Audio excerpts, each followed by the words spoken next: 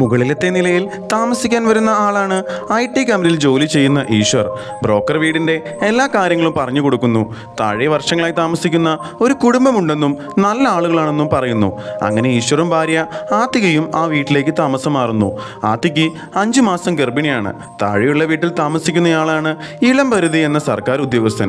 വളരെ സത്യസന്ധൻ, കൈക്കൂലി വെറുക്കുന്ന ഒരാൾ.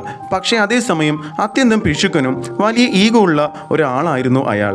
ഒരു ദിവസം ആത്തിയെ ആശുപത്രിയിൽ കൊണ്ടുപോകേണ്ടി വരുന്നു. ക്യാബ് കിട്ടാതെ ഓട്ടോയിൽ പോകേണ്ടി വരുന്നു.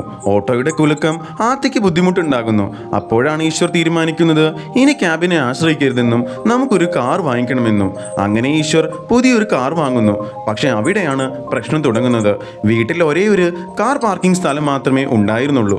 ആദ്യമൊക്കെ ഇളം പരിധി ബൈക്ക് മാറ്റി കൊടുക്കുന്നു. പക്ഷെ ദിവസങ്ങൾ കഴിഞ്ഞപ്പോൾ കാറിലൊരു ചെറിയ സ്ക്രാച്ച് വീഴുന്നു.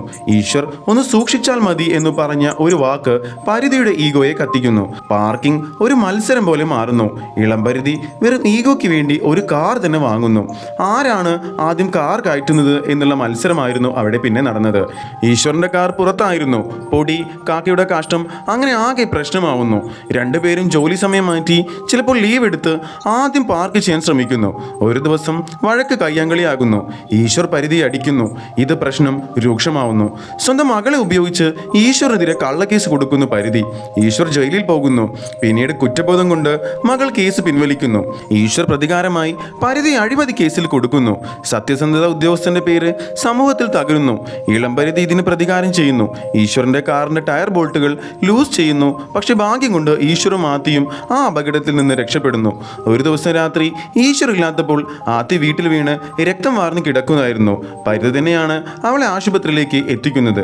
ഈശ്വർ ഇതൊന്നും അറിയാതെ പരിധിയെ കൊല്ലാൻ വരെ പോകുന്നു. പക്ഷെ അവസാന നിമിഷം അവൻ തന്നെ അയാളെ രക്ഷിക്കുന്നു. അവർക്ക് കുഞ്ഞ് ജനിക്കുന്നു. ആശുപത്രിയിൽ ഇരുവരും തമ്മിൽ മുഖാമുഖം വരുന്നു. അവിടെ ഇരുവരും മനസ്സിലാക്കുന്നു പ്രശ്നം പാർക്കിംഗ് ആയിരുന്നില്ല, തങ്ങളുടെ ഈഗോ ആയിരുന്നു എന്ന്. ഒടുവിൽ 2 കുടുംബാംഗങ്ങളും ആ വീട് വിട്ടു പോകുന്നു.